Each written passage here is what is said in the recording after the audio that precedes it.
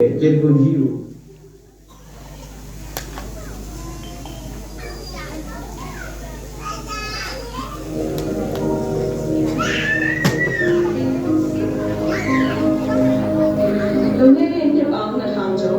ထင်ကြပါစေငါကသူ့ကိုကိုဟာတရှင်တော်ဝိညာဉ်တော်ကြောင့်ဖြစ်တယ်စောက်ရှောက်ရမယ်ည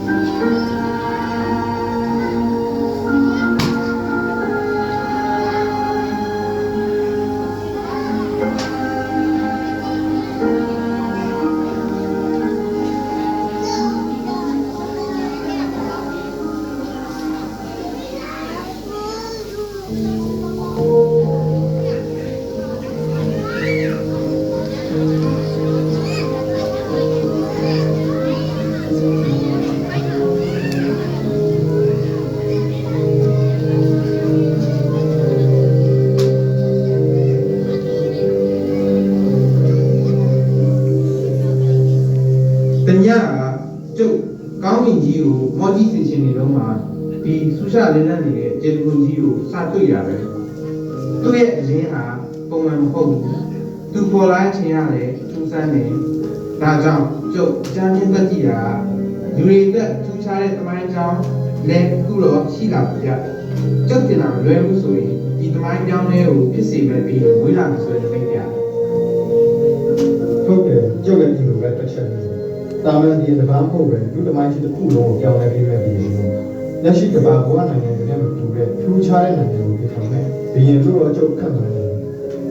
ဟုတ်တယ်ဒါကြောင့်ကျုပ်ရဲ့ဒီခြေမိတ်ကိုကြည့်ပြီးမွေးလာမယ့်ပြည်ကိုဖူးသွေးဖို့ထပ်လာတာမျိုးကျုပ်တို့တူသွားကြည့်ကြမလားကောင်းပြီသွားကြပါဦး